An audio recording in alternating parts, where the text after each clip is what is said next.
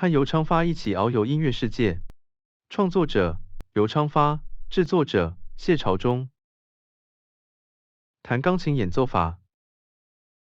现代钢琴在莫扎特跟 Clementi 的时代刚刚制造出来，所以今天用锤子的击弦系统，当初并不是那么的完整。但是弹钢琴已经不是像弹古钢琴一样不需用力了。它是可以弹大声跟小声的乐器，钢琴的原名 pianoforte 是能小声也能大声的意思。原来的古钢琴没有明显大小声的可能，必须想出新的弹琴方法。新方法的手指要能够有比较大的力量弹出比较大的声音，也要能弹出弱音，同时音色的美必须存在。钢琴演奏家必须能胜任弹出跟海顿不一样，而像莫扎特、摩笛般有戏剧性的音乐。这就需要有足够能力的人提出新的演奏法。上次我们谈到的 Clementi， 他提出的手掌要放平，弹奏的时候手背上放一个铜币不能掉下来的方法。如果要弹没有很大的渐强音阶时都还用得上。但是现在弹琴的方法跟以前大大不同，有很大的多样性。这一段历史当然有很多人的贡献，像 Horowitz 的弹法是以前的老师无法相信的。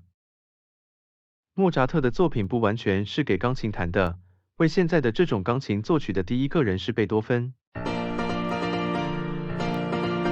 从乐器的演奏法看，名作曲家不一定是演奏法的重要人物，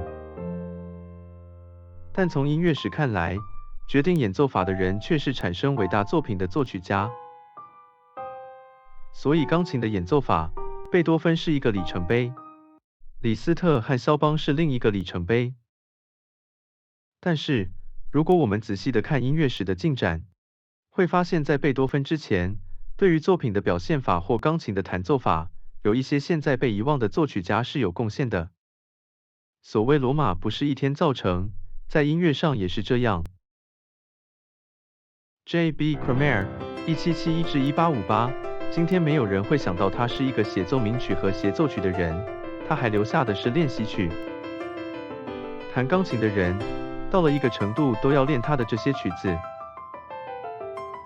我们听他写的这些练习曲，就可以知道，他在莫扎特跟贝多芬中间，填补了钢琴技巧和作曲风格的空间。